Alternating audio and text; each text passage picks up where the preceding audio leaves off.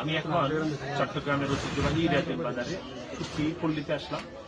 এটা একটা শুটকি বাজার, ঐতিহ্যবাহী হরেক রকমের শুটকি আছে এখানে। আপনারা জানেন চট্টলাবাসী শুটকি খেতে খুব পছন্দ করে।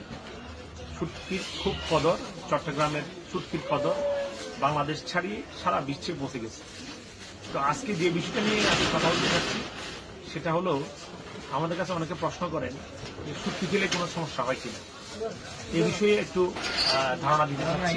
বিশেষ করে যারা কলোরেক্টাল রোগী আছেন, পাইলস, ফিশার, ফিস্টুলা ভুগছেন, যাদের প্রায়শ কোষ্ঠবদ্ধতা থাকে, পাইপথে বিভিন্ন সমস্যা, পাইপথের সমস্যা নিয়ে কষ্ট পাচ্ছেন, তাদের অনেকের প্রশ্ন থাকে শুটকি খাওয়া যাবে কিনা। একটি কথা বলতে চাই, সবগুলো শুটকির কারণে কিন্তু পাইপথের রোগীদের কোনো সমস্যা হয় না। বিশেষ করে ইলিশ এবং যেটাকে আমরা চিংড়ি শুটকি বলি, মানে ইসা শুটকি এবং ইলিশ শুটকি, এই দুইটা শুটকি অত্যন্ত অ্যালার্জিযুক্ত একটি খাবার। এগুলি শুটকি খেলেও, তাজা মাছ খেলে যেরকম অ্যালার্জি সমস্যার কারণে মলদার ফুলে যায়, শুটকি মাছ খেলেও সেরকম মলদার ফুলে গিয়ে মলদারে অবস্ট্রাকটিভ অবস্থা তৈরি করে, যার কারণে কোষ্ঠবদ্ধার সৃষ্টি হয়, মলদারে চুলকানি হয়, মলদার ফেটে যায়।